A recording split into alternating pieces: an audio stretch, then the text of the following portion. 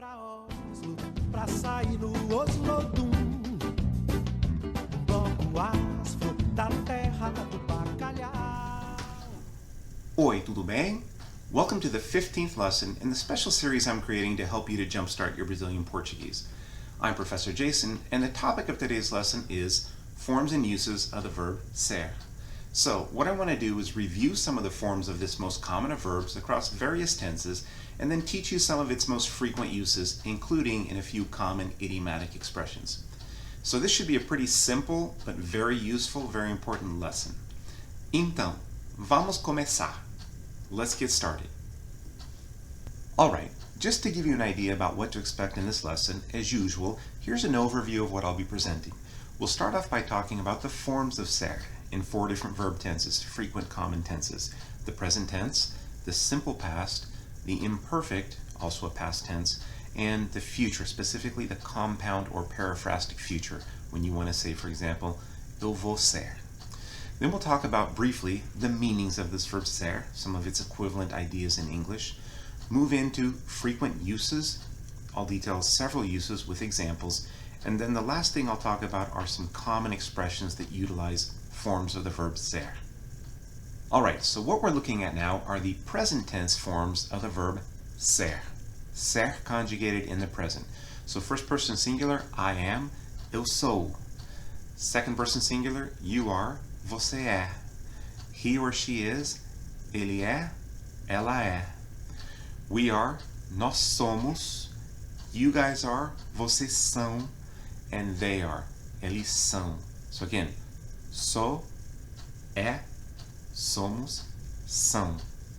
And what we see on this slide then are the forms of the verb ser, its conjugations in the simple past, right? So, I was, eu fui. You were, você foi. He was, she was. Ele foi, ela foi. We were, nós fomos. You guys were, vocês foram. And they were, eles foram. So again, fui, foi, fomos, foram. Okay, moving on now to the forms of the verb ser, its conjugations in the imperfect, or the pretérito imperfeito in Portuguese, right? So, I was, eu era. You were, você era. He was, she was. Ele era, ela era. We were, nós éramos. And you guys were, vocês eram. They were, eles or elas eram. So again, era, éramos, eram.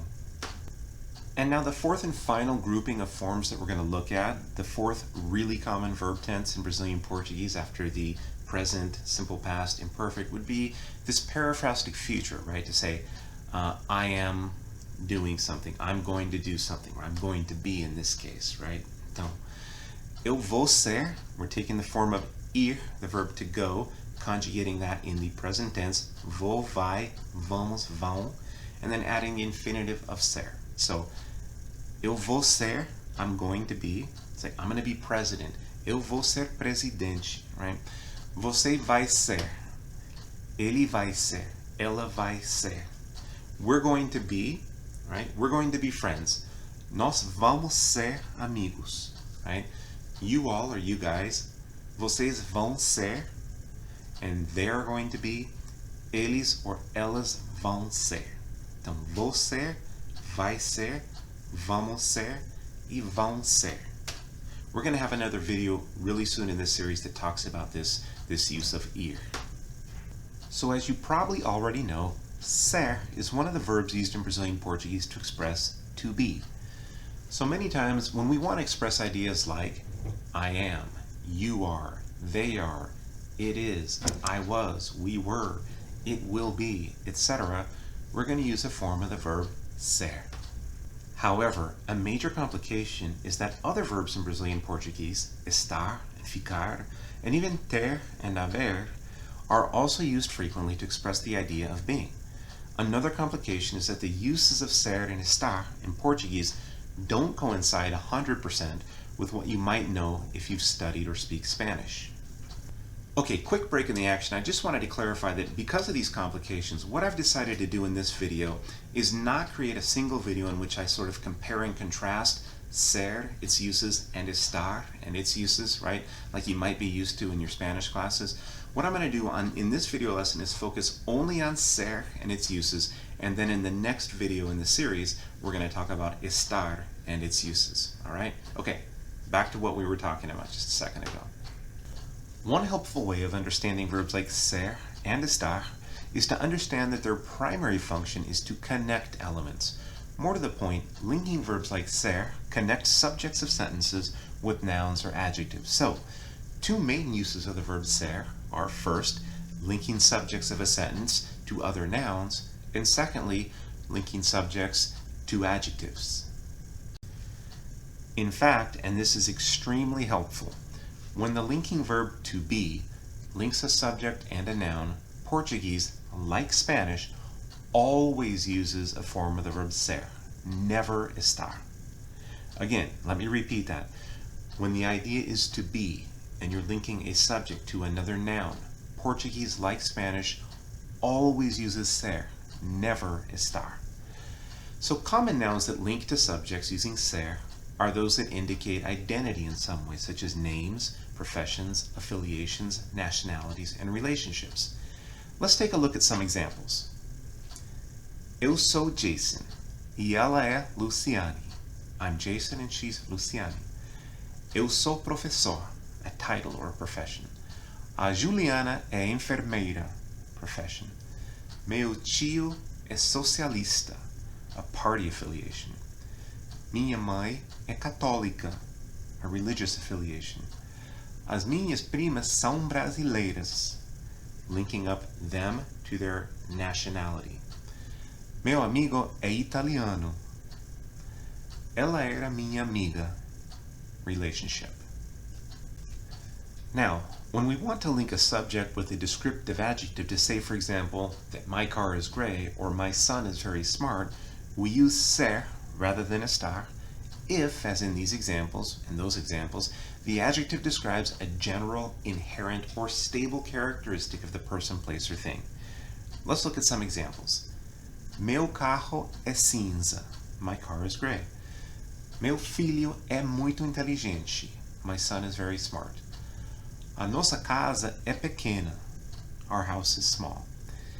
Esse assunto é complicado. That matter is complicated. A viagem foi divertida. Use the past tense, foi. The trip was fun. O avô dele era gentil. His grandfather was nice. So here we're using descriptive adjectives, linking those to the subject, and the characteristic of those adjectives is something general, inherent, or stable. In addition to those two uses relating to the linking function of the verb ser, another very common use of ser involves the formation of passive voice constructions, such as when we want to express ideas like the building was constructed or the building was built in 2007, or those apps were downloaded more than 50,000 times. We're not necessarily saying who did something, but what was done. In such constructions, a form of ser, most often conjugated in the simple past, so usually foi or foram, is combined with an adjective derived from the past participle of the verb. The form of ser agrees in number with the subject, and the adjective is inflected to agree in number and gender with the subject. So this is a lot easier to see if we look at some examples of passive voice constructions using ser. So the building was built in 2007. O prédio foi construído em 2007. Many indigenous languages are spoken in Central America. Várias línguas indígenas são faladas na América Central. Those apps were downloaded more than 50,000 times. Aqueles aplicativos foram baixados mais de 50,000 vezes. And the dessert was served after the dinner. A sobremesa foi servida depois da ceia. Now, there's a few other more specific but still very common uses of the verb ser that you should be familiar with and able to use. So I'm going to go through these uses briefly and provide a few examples of each as we go. So first, ser is used with the preposition de to indicate country of origin, so I can ask where people can tell where they're from. De onde você é? Where are you from? Eu sou do Brasil. Elas são da Alemanha. Meu chefe é de Portugal. Meus avós são da Itália. Ser is also used in certain constructions to indicate possession, so to ask who something belongs to or whose something is, and to respond. De quem é essa casa? Whose house is that? Essa casa é do prefeito. It's the mayor's house. Esse livro é de quem? Whose book is that? É meu. So here the form of ser, é, refers to or agrees with esse livro. É meu. It's my book. Esse celular é do meu pai. So again, the form é agrees with esse celular, the subject of the sentence. That cell phone is my father's. Or essas bicicletas são das crianças. Ser is also used to indicate the location of events. So for example, the meeting is at the church. A reunião é na igreja. Or the classes are at the medical school. As aulas são na faculdade de medicina. Let's see. The party was at the bar on Barbosa Street. A festa foi no bar na rua Barbosa. Or the game is going to be at the new stadium. O jogo vai ser no novo estádio.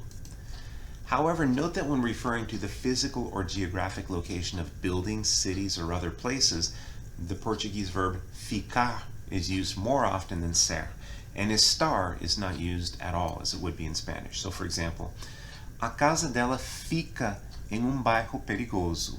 Her house is in a dangerous neighborhood. A praça principal fica no centro. The main square is downtown.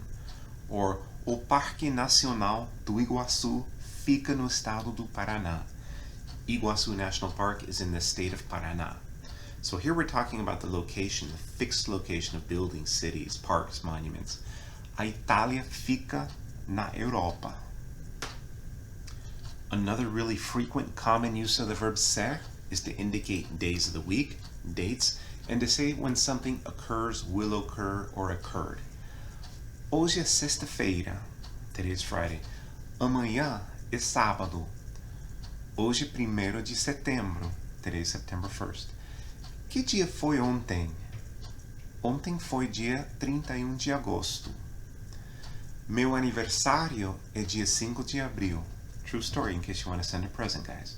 Meu aniversário é dia 5 de abril. Quando é o seu aniversário? Meu aniversário é semana que vem. O churrasco vai ser no domingo. So if I want to say what day of the week something's going to happen on. O churrasco, the barbecue, the cookout, is going to be Sunday. O churrasco vai ser no domingo.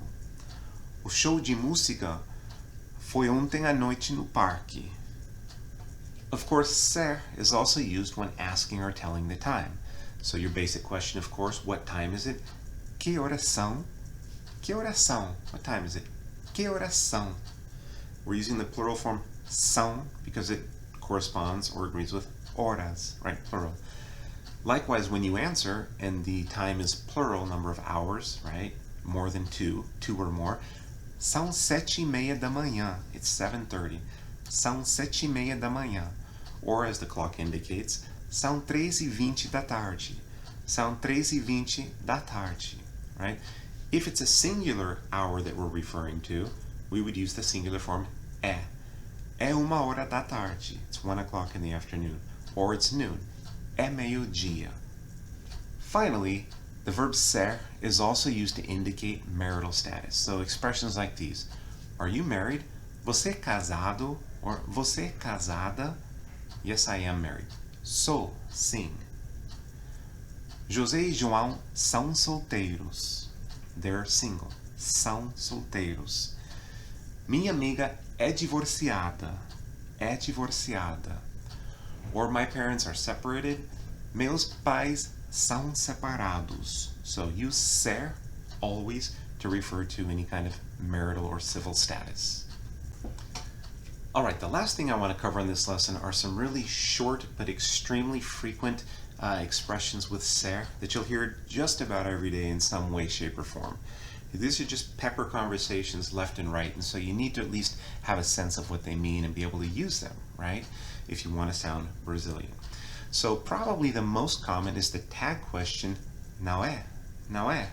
This goes on the end of a statement, right? It's a tag question. So you might say something like, when you're asking for confirmation, you work at the bank, don't you? Você trabalha no banco, não é? And the person would say, é. That's the fourth one down, right? Yes, I do. This is often shortened, right? The form não é, right? Isn't that right? Is often shortened just to né. So you might say something like, that film's really funny, isn't it? Esse filme é muito engraçado, né? And that person might say, é sim, or simply, é. So as you can see from the chart, right, from the list, the way you respond to the tag question, não é? Você trabalha no banco, não é? É, trabalho. Or, esse filme é muito engraçado, né? É sim. You just say é, right? So, it is.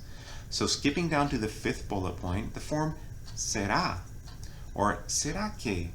Será is the future, the simple future of the form of the verb ser, right? And it introduces some uncertainty, right? So if I use the form será que, I'm really saying, I wonder if. So if I want to say, for example, I wonder if we have enough money to travel, right? I might say, será que temos dinheiro suficiente para viajarmos? Será que temos, right? Or it can also be used just by itself, será, as sort of like an ironic expression of doubt, right? Like, really? I'm not so sure. Really? So if somebody says, for example, you have a friend that's really enthusiastic about his team, acho que o nosso time vai ganhar hoje. And you're a little doubtful, you might say, será? Really? I wonder. Very common, okay? You'll hear it a lot. Pode ser is a good answer to será? Pode ser. Pode ser means maybe, right? Or that might be possible, or it might be right. So just about anything someone might ask you where there's a yes or no answer, you can hedge a little bit by saying pode ser, right? So if your friend says, can I visit you later this afternoon, right? Será que eu posso visitar você mais tarde, right? Será que eu posso passar na tua casa mais tarde?